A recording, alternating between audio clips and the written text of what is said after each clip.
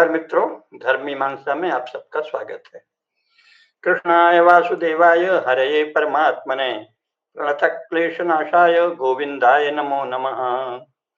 वसुदेव सुतं देवं कंसचाणूरमर्दनं देवकी परमानंदं कृष्णं वंदे जगद्गुरुम्। नारायणं नमस्कृत्य नरं चैव नरोत्तमं देवीं सरस्वतीं व्यासं ततो जयम् उदीरयेत्। तो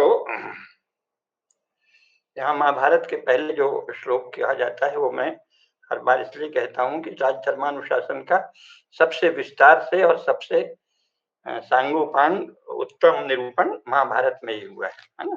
और महाभारत के अंश हम लगातार उद्धृत भी करेंगे। तो हमने राज्याभिषेक के बारे में बताया था।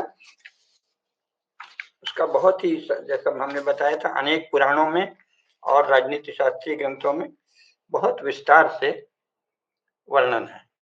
उसमें से अग्नि पुराण का एक अंश हमने बताया था और हम लोग मैं चाह रहा था कि अगर भगवान राम के अभिषेक का जो रामायण में वर्णन है वो भी संकेत चर्चा कर लें तो एक अच्छा प्रसंग होगा। रामायण में, वाल्मीकि रामायण में युद्ध कांड में राम के राज्याभिषेक के विषय में जो विवरण मिलता है उसका सार रूप ये है कि राम का क्षौर कर्म किया गया। इसके बाद स्नान हुआ। स्नान के उपरांत उन्होंने मूल्यवान परिधान धारण किए। सीता का भी यथोचित अलंकरण किया गया। राम रथ पर बैठकर राजधानी में घूमे। भरत के हाथों में लगाम थी, शत्रुघ्न ने छत्र उठा रखा था और लक्ष्मण के हाथ में चमर था। घूमने के बाद भगवान श्री राम हाथी पर बैठे, दुंदुभी बजी और शंख ध्वनि की गई। इसके बाद शुभ लक्षण के रूप में सोना, गायें, कुमारियां, ब्राह्मण और मिठाई लिए हुए पुरुष आदि उनके सामने से निकले। ऐसा व्यवस्था थी। फिर नागरिकों के हाथ में पताकाएं थीं और प्रत्येक घर पर पताका या झंडे फहरा रहे थे। जाम्बवान, हनुमान और अन्य 2 व्यक्ति 4 कलशों में समुद्र जल ले आए। इसी प्रकार 500 नदियों का जल कलशों में लाया गया। कुल पुरोहित और मुनि वशिष्ठ ने राम और सीता को रत्नजटित सिंहासन पर बैठाया। सर्वप्रथम वशिष्ठ एवं अन्य मुनियों ने राम पर पवित्र और सुगंधित जल छिड़का मंत्रों के साथ। इसके उपरांत वही कार्य कुमारियों, मंत्रियों, सिपाहियों और अलग अलग व्यापारिक संघों, वणिक संघों ने, निगम जिन्हें कहते हैं, वणिक निगमों के लोगों ने किया, उनके मुखिया लोगों ने। फिर वशिष्ठ ने राम के सिर पर अति प्राचीन मुकुट रखा। वाल्मीकि रामायण में सब कहा। तब इसके बाद गान और नृत्य के कार्यक्रम चले और भगवान श्री राम ने पुरोहितों, मित्रों, सहायकों और सुग्रीव, अंगद, विभीषण आदि को भेंट की। सीता जी ने हनुमान को कंठहार दिया, उसकी हम चर्चा जानते ही। तो इस तरह से काफी वर्णन है। मुख्य बात यह है कि यह एक अत्यंत महत्वपूर्ण और आध्यात्मिक पवित्र प्रक्रिया है और राज्याभिषेक जो है ये कोई कोरोनेशन जैसी मामूली घटना नहीं है जो यूरोप में होती है। ये बहुत ही आध्यात्मिक और वैदिक प्रक्रिया है और इससे पूरा वातावरण पवित्र और आध्यात्मिक हो जाता है। और इसके बाद राजा को उपदेश देते हैं और जैसा हमने बताया दिनचर्या में ही आता है कि राजा को सुबह सबसे पहले ऋग्वेद, यजुर्वेद और सामवेद के ज्ञाता ब्राह्मणों से परामर्श करना चाहिए, उनके उपदेश सुनने चाहिए कि क्या करना है और पूरी दिनचर्या की चर्चा हम लोग कर चुके हैं। जो सबसे महत्वपूर्ण बात यह है कि राजा जो है, राजा बनने के बाद भी एक और तो उसके पास निश्चय ही ऐश्वर्य आता है। सम्मान पर बहुत बल दिया गया है कि राजा को देवता स्वरूप माने, वो विष्णु का प्रतिनिधि है, बहुत सम्मान करती है प्रजा। लेकिन राजा अपने मन से कोई नियम नहीं बना सकता। जो परंपरा के नियम है और जो शास्त्रों के नियम है, केवल उनके अनुसार ही चलना होता है।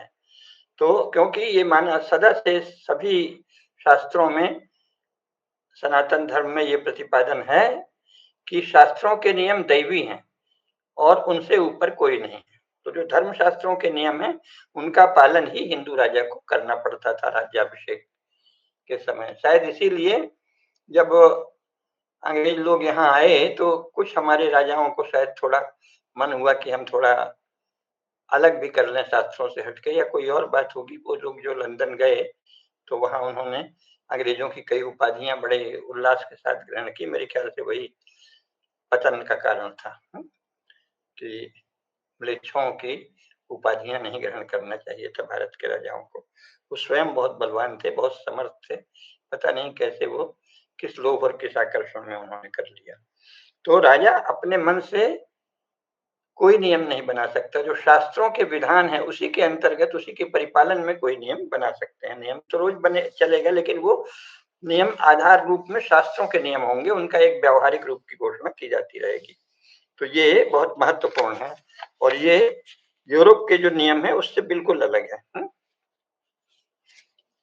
और यूरोप में तो राजा सर्वोपरि होता रहा है, अभी भी एक अर्थ में राज्य का जो प्रधान होता है वो सर्वोपरि है। वो बात करते हैं जनता के समर्थन की, लेकिन वो उन्होंने, राजाओं ने, हमारे यहाँ भी ये है कि नेताओं ने, राजपुरुषों ने स्वयं ही जो एक संविधान रच लिया है, स्वयं को वो संपूर्ण समाज की प्रज्ञा का प्रतिनिधि मान लिया है। यद्यपि इसका कोई प्रमाण नहीं है, क्योंकि समाज, अगर कोई भारत जैसा, हिंदुओं जैसा परिपक्व समाज हो तो वो तो बहुत विराट होता है, उसके तो बहुत पक्ष होते हैं। तो राजपुरुष तो उसके केवल राजनीतिक पक्ष के जानकार हैं। तो भारत की प्रज्ञा का जानकार कौन है? और उसके चयन का तो कोई नियम ही नहीं है। राज्यसभा में भी यही लोग, राजा लोग नियुक्त करते हैं। तो परंपरा से जो ज्ञानी लोग हैं, वेदों के, शास्त्रों के ज्ञाता, उनका तो प्रतिनिधित्व ही नहीं है राज्य में। उनका विधिवत प्रतिनिधित्व होना चाहिए ना। वो बताएंगे कि क्या होना चाहिए क्या नहीं। तो इसलिए ये राज्य है, ये अभारतीय है, अधार्मिक है। भारतीय भौगोलिक अर्थ में है भारतीय ही, क्योंकि वो भारत के भीतर है, इस अर्थ में भारतीय है, लेकिन संस्कार से, प्रज्ञा से, ज्ञान से अभारतीय है। तो ये जानना चाहिए, भारत में अभी अभारतीय प्रज्ञा से संचालित राज्य है। इसीलिए हमारे यहाँ मुख्यतः जो विधि पालिका है, विधि पालिका का बहुत हल्का काम रह जाता है भारतीय उसमें, कि जो शास्त्र के नियम बने हुए हैं उस रूप में तो बहुत काम रहता है, कि बहुत काम करेंगे, दिन रात वादों का निस्तारण करेंगे, न्याय करेंगे, बहुत बारीकी से सब है, लेकिन अपने मन से कानून नहीं बना सकते। कानून तो जो धर्मशास्त्रों में जो नियम लिखे हैं, जो परंपराएं हैं, उनका ज्ञाता, विद्वान होना चाहिए राजा को। और राजा के साथ अमात्य आदि सहायक भी होते हैं, लेकिन वो अपने मन से कोई नियम नहीं बना सकता। तो इस अर्थ में कार्यकारिणी के पास तो वही अधिकार रहते हैं जो आधुनिक राज्य में हैं, लेकिन विधायिका को कोई काम नहीं रहता, क्योंकि विधायिका अलग से कोई विधान नहीं बना सकती। राजा जो है वो धर्मशास्त्रों के अनुसार ही नियम बनाएगा। तो अगर भारतीय ढंग का राज्य होगा तो विधायिका के पास अधिक अधिकार नहीं रहेंगे। विधायिका की आवश्यकता ही नहीं है। शास्त्रों के ज्ञाता लोगों की एक सभा होगी और वो बनाएंगे नियम। तो ये जो अभी चुनाव का टुटका होता है, और ये कि जनता का सब, जनता ने चुना है, तो जनता ने क्या चुना है भाई? जनता की प्रज्ञा का तो कोई प्रतिनिधित्व होता नहीं है भारत के सदनों में।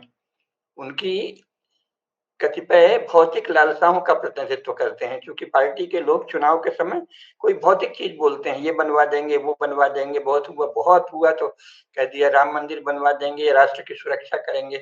तो वो तो पहले से सेना है, वही करेगी। तो सारी घोषणाएं जो हैं, मंदिर भी भारत की धर्मप्राण जनता खुद ही बना रही थी, न्यायालय गई, शासन उसमें सहयोग दे देता। इसमें विधायिका का तो कोई काम ही नहीं है।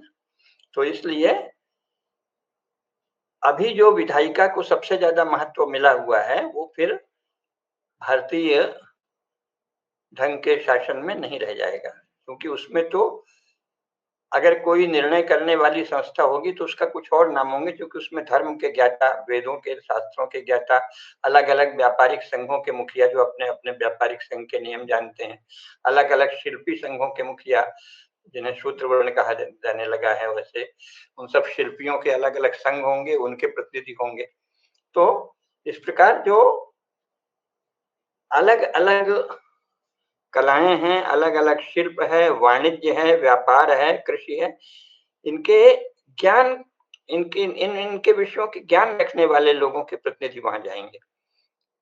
तो वो बिल्कुल भिन्न स्थिति होगी, अभी की तरह नहीं। अभी तो वो कुछ आश्वासन देते हैं नेता, हम ये बनवा देंगे, सड़क बनवा देंगे, सिंचाई ला देंगे, नहर चला देंगे, विद्यालय बनवा देंगे, विश्वविद्यालय बनवा देंगे, अस्पताल बनवा देंगे, अमुक तमुक भौतिक लालसाओं की पूर्ति का आश्वासन देकर जाते हैं। तो इस प्रकार जो विधायिका है वो वस्तुतः विधान के विषय में तो लगभग निष्क्रिय या असावधान ही रहती है। वो बस विधायिका में चुने जाकर सुख सुविधाएं मिल जाती हैं, और जो नेता कहता है वैसे नियम बनाने में हाथ उठा देते हैं, हाँ स्वीकृति दे देते हैं, बटन दबा देते हैं, लेकिन उनको कोई विधान संबंधी बारीकियां और जटिलताएं कि कोई विधान, और फिर क्यों विधान बना रहे हैं, समाज की प्रज्ञा का, आवश्यकता का, परंपरा का, प्रथा का, रीति का प्रतिनिधित्व करता है कोई नियम या नहीं, ये सब सोचने का न तो दक्षता है न समय है। तो ये भिन्न है। भारतीय ढंग का राज्य जब होगा तब ऐसा कोई, न तो ऐसी विधानसभा होगी और ना ही ऐसी लोकसभा होगी, उसकी एक अलग रचना होगी। उसमें जो लोग जाएंगे वो विधायिका नहीं कहलाएंगे, वो तो धर्मज्ञ लोग होंगे, और जो उसके अनुसार नियम बनाएंगे। लेकिन धर्मशास्त्रों में जो नियम बने हैं, व्यापारियों के, शिल्पियों के जो संघों की जो अपनी परंपराएं हैं, उसके उससे सुसंगत, किसानों के जो संघ हैं, खाप पंचायतें हैं, उन सब के सुसंगत कानून बनेंगे। और रोज रोज कानून बनाने की जरूरत भी नहीं है, क्योंकि कानून तो धर्मशास्त्रों में और पंचायतों में सब ज्ञात ही है। तो विधायिका का वर्तमान स्वरूप अगर भारतीय ढंग का शासन चला तो अप्रासंगिक हो जाएगा। वो दूसरी इसी प्रकार न्याय की संस्था बिल्कुल भिन्न होगी, क्योंकि अधिकांश न्याय तो जाति पंचायत, खाप पंचायत, ग्राम पंचायत इस स्तर पर निपट जाएंगे। बहुत ही कम प्रकरण ऊपर जाएंगे और वकीलों की कोई उपयोगिता नहीं रह जाएगी, तो उनके लिए कुछ और काम सोचना पड़ेगा अगर शासन भारतीय ढंग का हुआ तो। अभी बहुत दूर की बात है। लेकिन मुख्य बात यह है कि राज्याभिषेक के बाद भी राजा को शास्त्रों के अनुसार चलना पड़ता है, जैसा कि शुक्र नीति में कहा है, अनुशासन पर्व में कहा है, जिसका हम पहले उल्लेख कर चुके हैं, और जैसा मनु ने मानव धर्मशास्त्र में भृगु ने बताया है कि मनु का ये कहना है। तो मानव धर्मशास्त्र भी अध्याय 7वें में 110, 111, 112वां श्लोक जो है उसमें क्या कहा है, यथोद्धरति निर्दाता कक्षम धान्यम च रक्षति तथा रक्षेन्द्र पौराष्ट्रम हन्याश्च परिपंथिना। जैसे किसान अपने खेत की रक्षा करता है और उसके खेत की फसल की, धान्य की भी रक्षा करता है, उसी प्रकार रक्षा राजा राष्ट्र की, नृप जो है वो राष्ट्र की रक्षा करता है, और जो उसमें विघ्न डालने वाले हैं, जो धर्म मर्यादा में नहीं चलते, धर्म का पालन नहीं करते, उनको हन्याश्च परिपंथिना, उनको मार डालता है, उनको मृत्यु दंड देता है, अन्य दंड भी दे सकता है, बहुत सारे दंड का विधान है। ये भी कहा है, मोहाद राजा स्वराष्ट्रम यह कर्षयति अनवेक्षया सोवचिराद भ्रष्टते राज्यात् जीविताश्च सबान्धवः। मोहाद राजा स्वराष्ट्रम यह कर्षयति अनवेक्षया, जो राजा असावधान रहकर या किसी विषय वासना के प्रति आकर्षण, लोभ या मोह से अपने राज्य को पीड़ा देता है। कर्षति का अर्थ है, जो टीकाकार हैं उन्होंने कहा है कि कर्षणात् का अर्थ है शोषणात् या पीड़नात्, अर्थात अपने राज्य का शोषण करता है या पीड़ा देता है, तो वो जल्दी ही नष्ट हो जाता है, उसका राज्य नष्ट हो जाएगा, उसका जीवन भी नष्ट हो जाएगा, उसके बंधु बांधव भी नष्ट हो जाएंगे, यानी प्रजा ही मिलकर मार डालेगी अथवा उस स्वयं दैवी विधान से नष्ट हो जाएगा, दोनों इसके अर्थ हैं। शरीर कर्षणात् प्राणः क्षीयन्ते प्राणिनां यथा तथा राज्ञाम् अपि प्राणः क्षीयन्ते राष्ट्र कर्षणात्।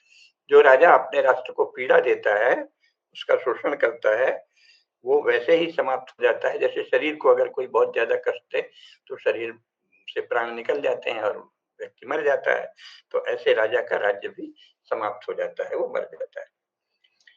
इसी में महाभारत के शांति पर्व में भी बहुत ही सुंदर का कथन है इसी का, है ना। शांति पर्व का अध्याय 59 है, उसके श्लोक सुनिए क्या कहा है।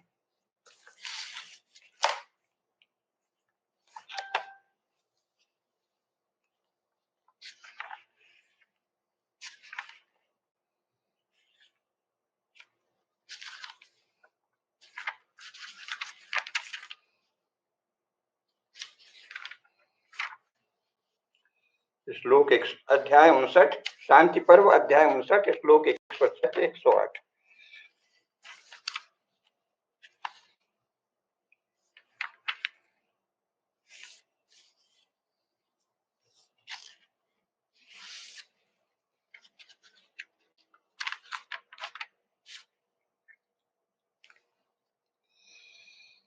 कहा है कि राजा का मुख्य काम है यश धर्मात् प्रविचले लोके कश्चन मानव निग्राह्यस्ते स्वबाहुभ्याम शश्वत धर्मम अवेक्षता। लोक में यानी अपने राज्य में जो कोई भी मनुष्य धर्म से विचलित हो उसे सनातन धर्म पर दृष्टि रखते हुए राजा दंड दे। प्रतिज्ञां चाधिरोहस्व मनसा कर्मणा गिरा पालयिष्याम्य हम भौमम ब्रह्म इत्येव चासकृत। राजा राज्याभिषेक के बाद राजा को प्रतिज्ञा करनी होती है कि मैं मन वाणी और क्रिया द्वारा भूतलवर्ती ब्रह्म का निरंतर पालन करूंगा। यश्चात्र धर्मो नित्योक्तो दंड नीति व्यपाश्रया तमशंकः करिष्यामि स्ववशो न कदाचन। ये प्रतिज्ञा है। धर्म शास्त्रों में दंड नीति के जो विधान हैं मैं उनका ही पालन करूंगा। यश्चात्र धर्मो नित्योक्तो, धर्मशास्त्रों में जो धर्म कहा गया है नित्य, और जो दंड नीति का विधान धर्मशास्त्रों में है उनका आश्रय लेकर निर्भय करूंगा जो शास्त्रों में कहा। तम अशंका करिष्यामि स्ववशो न कदाचन, अपने मन से कुछ नहीं करूंगा। महाभारत में है ये शांति पर्व में, जैसा मैंने बताया। अध्याय 59 श्लोक 107, 106, 107, 108। आदंड्या में द्विजास्येति प्रजानी हे विभो लोकम चा संकरात् कृष्णम त्राता स्मृति परंतु। मैं लोक की रक्षा करूंगा, धर्म के अनुसार ही शासन करूंगा, ये प्रतिज्ञा होती है ना। तो और जिन राजाओं की प्रशंसा है उसमें भी यही है कि वो अनेक राजाओं की प्रशंसा है। जैसे जिनके नाम से इसे पृथ्वी कहा जाता है उन सम्राट पृथ्वी की प्रशंसा है। तो क्या कहा है? तेन धर्मोत्तरश्चायं कृतो लोके महात्मना रंजिताश्च प्रजा सर्वास् तेन राजेति शब्दते। महात्मा पृथु ने संपूर्ण जगत में धर्म की प्रधानता स्थापित कर दी। उन्होंने समस्त प्रजाओं का रंजन किया था, इसलिए वो राजा कहलाए। साफ हर जगह है राजा प्रकृति रंजनात्। जो प्रजा को, नहीं तो राजा ही नहीं कहला सकता। जिससे प्रजा दुखी है और जो प्रजा से टैक्स पर टैक्स वसूलता है लेकिन उसकी सुख सुविधा का ध्यान नहीं रखता, उसकी परंपराओं का ध्यान नहीं रखता, उसकी मान्यताओं का ध्यान नहीं रखता। जैसे इस समय अधिकांश राजनीतिक दलों के शासक हैं, हिंदुओं की तो परंपराओं का वो ध्यान ही नहीं रखते, बल्कि उसकी निंदा करवाते हैं अपने चाटुकारों से, अपने टुकड़खोरों से, अपने कलतधर पार्टी के वर्कर से। तो वो तो सब पापी हैं शास्त्रों के अनुसार। तो राजा नहीं कहला सकते वो, इसीलिए इस समय कोई राजा ठीक ही है, वो कहते भी नहीं है अपने को एमएलए एमपी मिनिस्टर वगैरह कहते हैं। मिनिस्टर वगैरह सब क्रिश्चियनिटी के शब्द हैं। चर्च में मिनिस्टर होते थे, उसी को बाद में शासन में भी कहने लगे। तो ये तो चर्च से संबंधित उपाधियां हमारे नेता इस समय धारण करते हैं, मिनिस्टर आदि, लेकिन राजा उन्हें नहीं कहा जाता। ठीक ही है, वो कहलवाते भी नहीं है राजा का, तो उन्होंने कुछ बना दिया है कि बेकार चीज है, तो वो राजा कहे जाने के अधिकारी नहीं है। राजा वही राजपुरुष है अथवा वही जनप्रतिनिधि राजा है जो लोगों का रंजन करे, उनको आनंदित करे, उनकी मान्यताओं परंपराओं की रक्षा करे। जो उनकी अपनी मान्यताएं हैं, श्रेष्ठ मान्यताएं, धर्म में मान्यताएं हैं, उनके अनुसार ही शासन करे। तो उससे कहा है ना कि रंजिताश्च प्रजा सर्वाः। भगवान की कृपा से जब पृथु ने शासन संभाला तो समस्त प्रजा को रंजित, यानी उनका मन एकदम प्रसन्न आनंदित रहता था। रंजिताश्च प्रजा सर्वाः तेन राजेति शब्दते, इसीलिए उन्हें राजा कहा जाता है। जो प्रकृति का रंजन करता है वही राजा कहे जाने योग्य है ना। और जो धर्मज्ञ लोग हैं, ब्राह्मणानाम क्षतत्राणात् ततः क्षत्रिय उच्यते। महाभारत शांति पर्व अध्याय 59 श्लोक 126।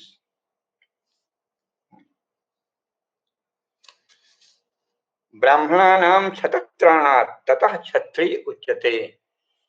जो ब्राह्मणों को क्षति पहुंचाने से उनकी रक्षा करे, यानी ब्राह्मणों को कोई क्षति नहीं पहुंचा सके। ब्राह्मण का क्यों महत्व है?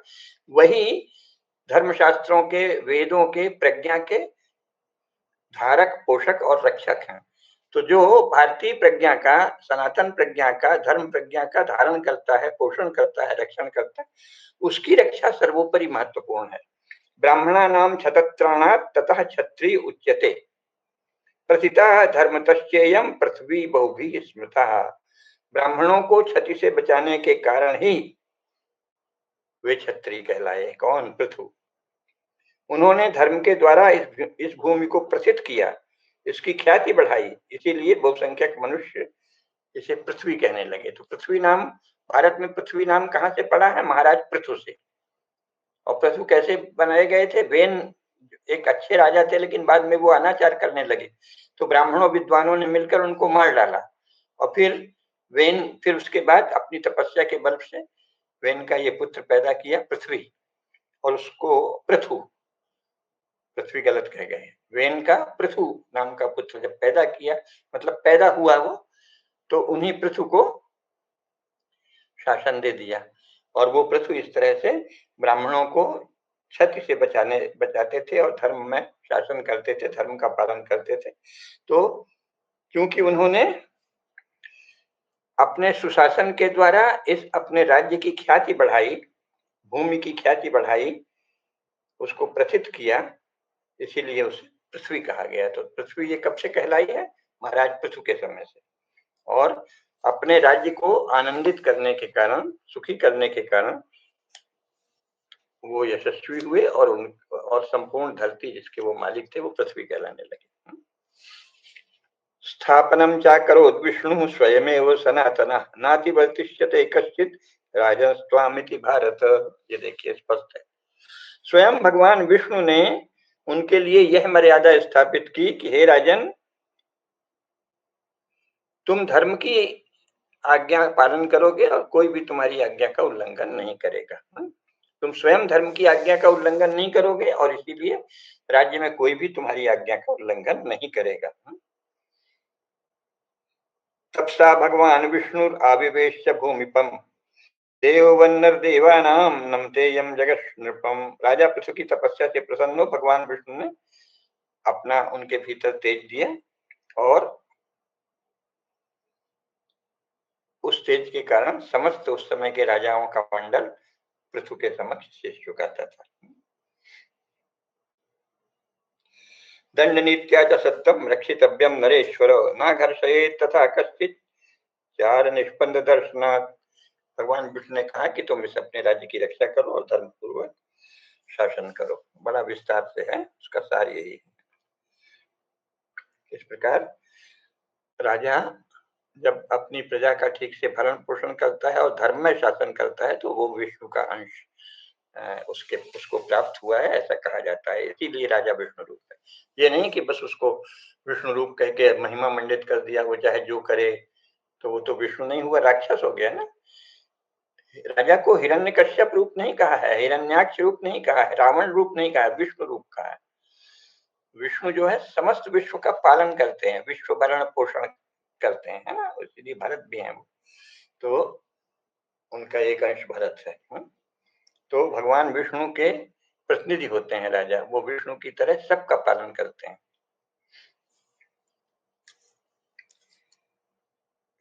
कौटिल्य ने भी यही लिखा है, यानी ऐसा नहीं है कि प्राचीन काल में बस महाभारत में कहा है। कौटिल्य ने क्या कहा है?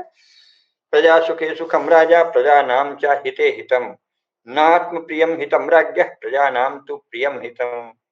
राजा को चाहिए कि वो प्रजा के सुख में ही सुखी हो। प्रजा सुखे सुखम राजा प्रजा नाम चा हिते हितम, और प्रजा के हित में ही अपना भी हित देखे। नात्म प्रियम हितम राज्ञ, राजा को अपने प्रिय में नहीं लग जाना चाहिए कि मुझे ये प्रिय लगता है ये मैं करूंगा, नहीं। प्रजा नाम तु प्रियम हितम, जो प्रजा का प्रिय, प्रजा का जो हितकारी कार्य है वही उसे प्रिय होना चाहिए, वही उसी में उनका हित। इसी प्रकार विष्णु धर्म सूत्र में भी यही कहा है, प्रजा सुखे सुखी राजा न तद दुखे यस्य दुखितः सकीर्ति युक्तो लोकेस्मिन् प्रेत्य स्वर्गम महीयते। जो राजा प्रजा के सुख में सुखी होता है और उसके दुख में दुखी होता है, वह कीर्तियुक्त होता है और स्वर्ग के बाद, मृत्यु के बाद स्वर्ग प्राप्त करता है। भगवान राम का यही वर्णन है वाल्मीकि रामायण में कि वो प्रजा के सुख से सुखी होते थे और प्रजा के दुख से दुखी होते थे। तो ये राज्याभिषेक के बाद राजाओं को ये सब उपदेश दिया जाता है और वही उनका आदर्श रहा है। शांति पर्व में महाभारत में भी वही कहा है। अभी हमने आपको 59वें श्लोक का बताया था, अब 69वें अध्याय का बताते हैं। 69वें अध्याय में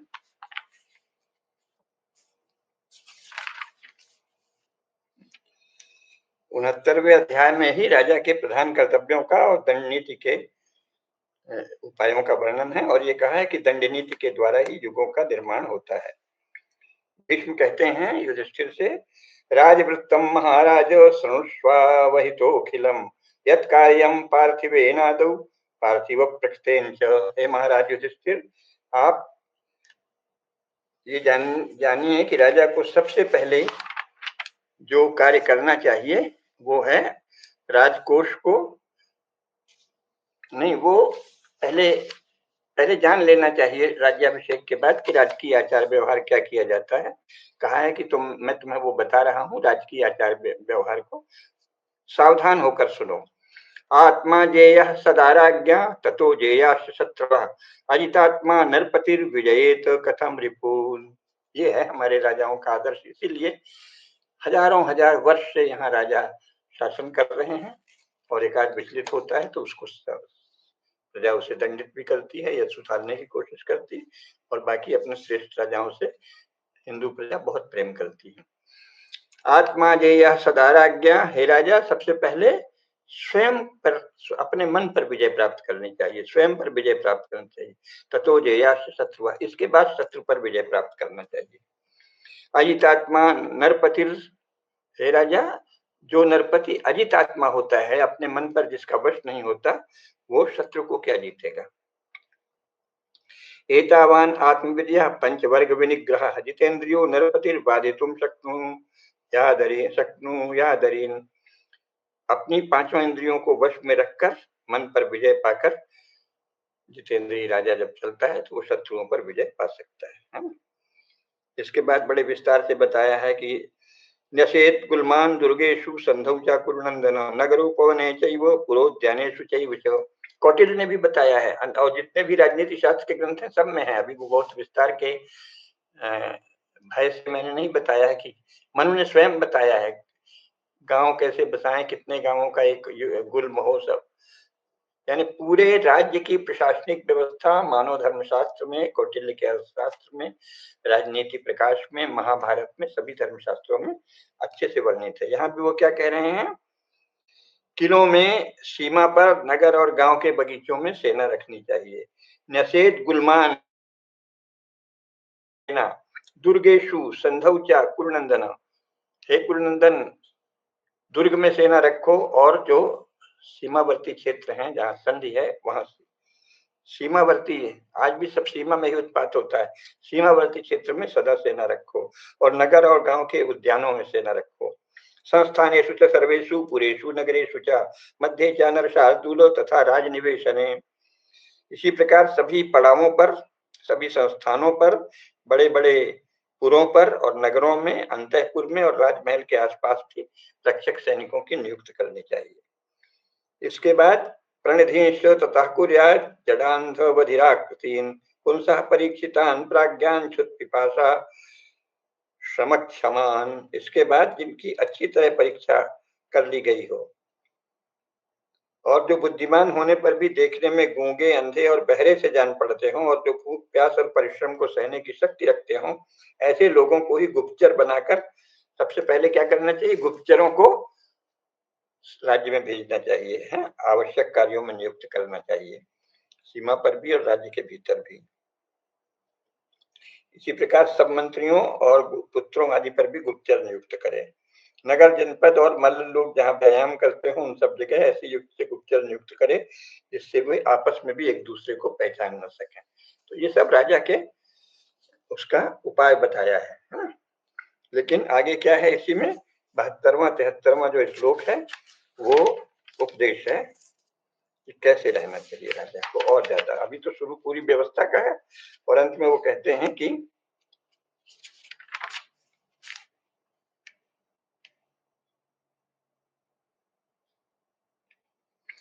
कृत्वा सर्वाणि कार्याणि सम्यक् संपाल्य मेदिनीम् पालयित्वा तथा पौरान् परत्र सुखमेधते।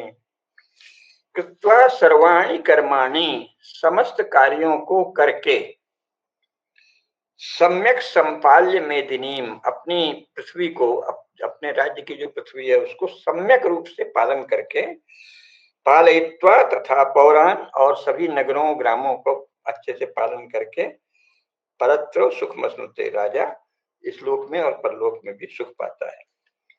किम तस्य तपसा राज्ञः किम च तस्याध्वरैरपि सुपारित प्रजो ह्यः स्यात् सर्वधर्म विधेयो च। राजा और कोई तपस्या करे या नहीं करे, अनुष्ठान करे या नहीं करे, व्रत करे या नहीं करे, उन्होंने कहा जो सुपालित प्रजा, जिस राजा की प्रजा सुपालित है, वो सर्वधर्म देखता है। उसने मानो सारे ही धर्मों का अनुष्ठान कर लिया, इतना महत्व दिया है स्वराज को, है ना। तो ये इस प्रकार राजा को सदा, इसलिए सदा कहा है पुत्रवत देखो, भगवान राम अपनी प्रजा को पुत्र की तरह देखते थे। तो ये सब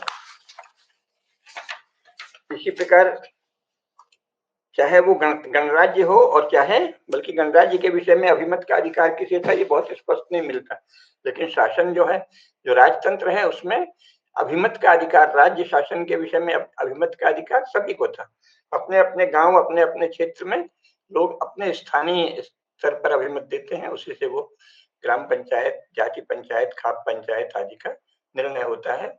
और राज्य शासन के विषय में जो राजनीति शास्त्र के जानकार विद्वान हैं, श्रेष्ठ राजपुरुष हैं, वो सलाह देते हैं, है ना, और वो अभिमत देते हैं, उनके अभिमत से ही शासन चलता है। तो इस तरह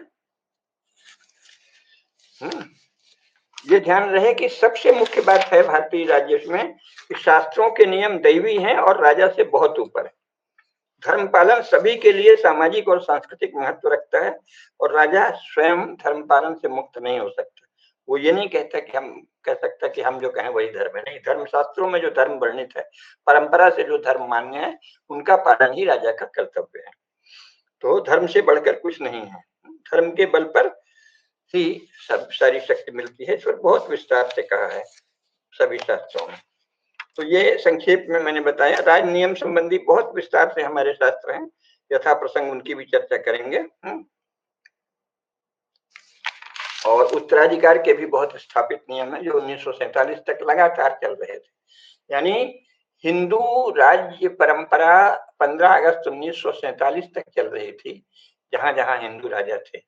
यहाँ छलबल से कुछ मुसलमान राजा हो गए थे, वहां वो उस रूप में नहीं चल रही थी, लेकिन फिर भी वहां जो उनके अधीन सेनापति अथवा अन्य राजपुरुष हैं, वो हिंदू राजधर्म की श्रद्धा, राजधर्म के प्रति ही श्रद्धा रखते रहे हैं। अब ये हुआ एक अंग का वर्णन, किसका? स्वामी, जैसे शासक कहेंगे। तो राज्य, सप्तांग राज्य जो है उसका पहला अंग है स्वामी या शासक या राजा। दूसरा अंग है मंत्रीगण, अमात्य, है ना, और मंत्रीगण। ये बहुत महत्वपूर्ण अंग है। राजा के बाद, स्वामी के बाद सबसे महत्वपूर्ण अंग यही है, अमात्य। सचिव या मंत्री भी कहते हैं, अलग अलग जगह अलग अलग उपाधि है।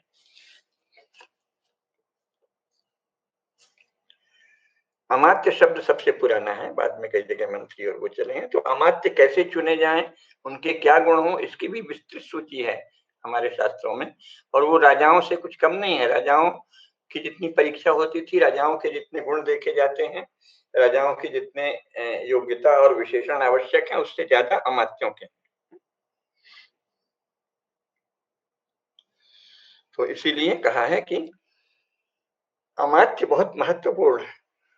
कौटिल्य ने भी कहा है कि राजत्व पद सहाय, मतलब अमात्यों की सहायता से ही चलता है, क्योंकि केवल एक पहिया कार्यशील नहीं हो सकता। राजा को चाहिए कि वे मंत्रियों की नियुक्ति करे और उसकी सम्मतियां सुने।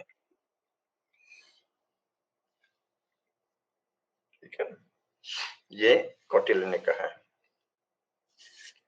मत्स्य पुराण में भी कहा है कि राजा को राज्याभिषेक के कारण अभी उसका सिर गीला ही है और वह राज्य का पर्यवेक्षण चाहता है, तभी उसे अमात्य का चयन कर लेना चाहिए, क्योंकि अमात्य के रहते ही राज्य का स्थायित्व रह सकता है। मनु ने भी यही कहा है, विष्णु धर्मोत्तर पुराण में भी यही है, शांति पर्व में भी है, राजनीति प्रकाश में भी है, अर्थशास्त्र में भी है। ये मनु में मानव धर्मशास्त्र सबसे प्राचीन है, इसलिए हम उसके उदाहरण ज्यादा देते चलते हैं बीच बीच में। मानव धर्मशास्त्र भृगु द्वारा प्रोक्त महाराज मनु के कथन जो मानव धर्मशास्त्र में लिखे हैं, उसमें क्या कहा है? अपि सुकरम कर्म तदप्येकेन दुष्करम विशेषतो असहायेन किंतु राज्यम महोदयम।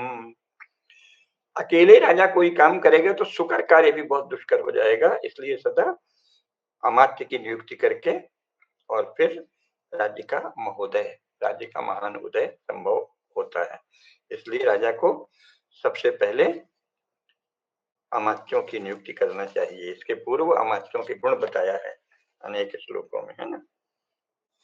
क्या कहा है? मौलाद शास्त्र विदः शूरान लब्ध लक्षान कुलोद्भवान सचिवान सप्त चास्तौ वा प्रकुर्वेद परीक्षितान।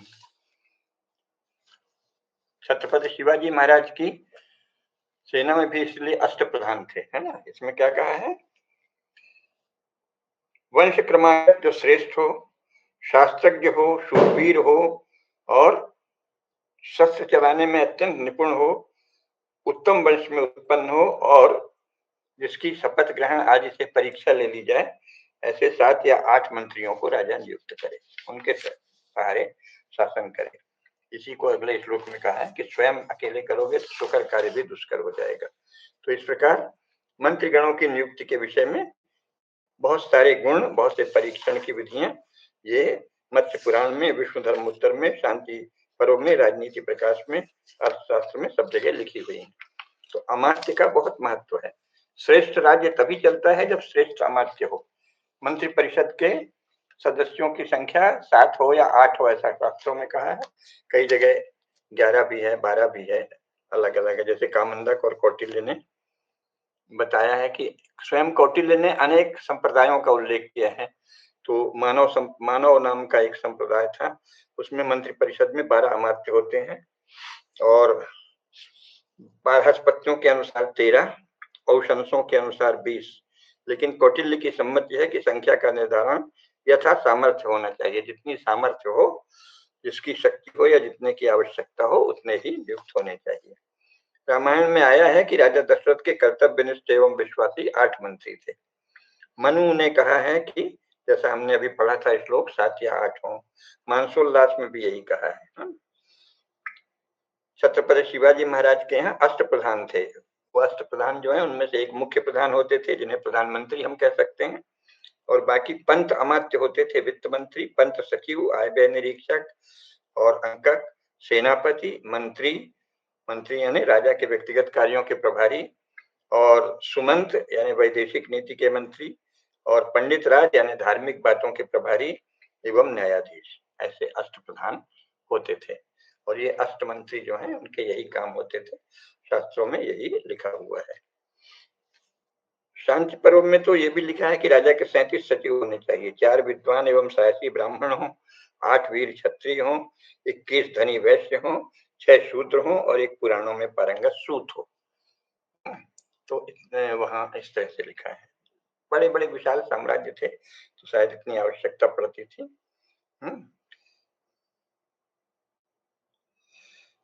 जब भरत भगवान श्री राम को मनाने वन में गए थे तो राम ने जो पूछा था उसमें एक ये भी था कि तुम अपने मंत्रियों से ठीक से सलाह लेते हो ना, परामर्श करते हो या नहीं नियमित अपने मंत्रियों से। कौटिल्य ने भी, जैसा मैंने उदाहरण दिया था, करते हैं। तो मंत्री परिषद की नियुक्ति राजा बहुत ही विवेक पूर्वक, बहुत परीक्षण के बाद करता है। ये सप्तांग में दूसरे नंबर का है। पहला अंग है सप्तांग में स्वयं स्वामी या राजा, और दूसरा सप्तांग है अमात्य या मंत्री परिषद, प्रधानमंत्री सहित। तो मंत्री परिषद से सदा राजा एकांत में परामर्श करता था। कौटिल्य ने लिखा है कि मंत्रियों से मंत्रणा करने के उपरांत ही शासन संबंधी कार्य आरंभ किए जाने चाहिए। मंत्रणा ऐसे स्थान में की जानी चाहिए जो सर्वथा एकांत में हो और जहां का स्वर बाहर न जा सके, और जिसे पक्षी भी न सुन सकें, क्योंकि ऐसा सुनने में आया है कि तोता, मैना, कुत्ता और अन्य पशु जो हैं वो भेद खोल देते हैं सुन के। तो एकांत में, नितांत एकांत में मंत्रणा करें। हर्षचरित में आया है कि नाम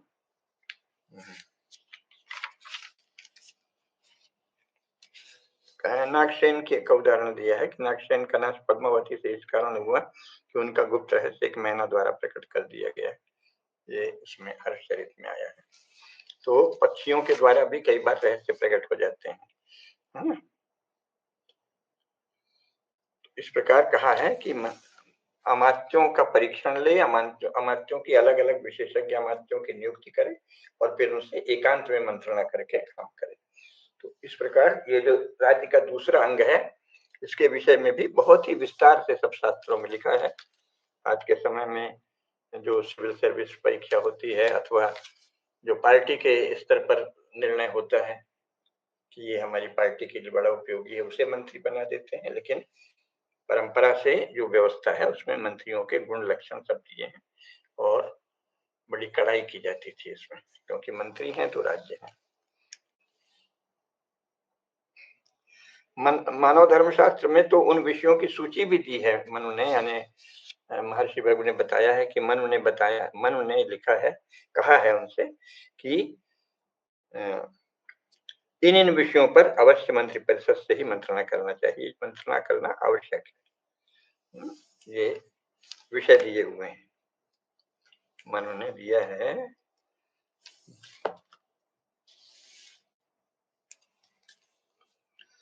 सर्वेषां तु विशिष्टेन ब्राह्मणेन विपश्चिता मंत्रे तत्परमं मंत्रं राजा षड्गुण्य संयुतम् नित्यं तस्मिन् समास्वस्थः सर्वकार्याणि निक्षिपेत् तेन सार्थं विनिश्चित्य ततः कर्म समारभेत्। कहा है कि इस तरह एकांत में मंत्रणा करे और फिर पूर्ण विश्वास कर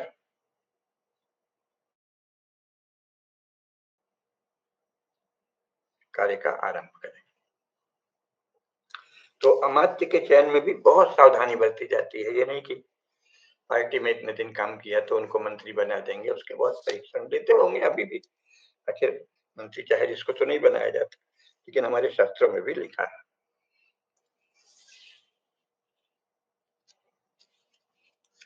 याज्ञवल्क्य कहते हैं कि राज्य मंत्र पर निर्भर है, इसलिए मंत्रियों के द्वारा दिए जाने वाली मंत्रणा सबसे अधिक महत्वपूर्ण है। इसलिए सबसे उपयुक्त, सबसे अच्छे और सबसे सदाचारी तथा ज्ञानी जानकार लोग ही मंत्री बनाए जाने चाहिए।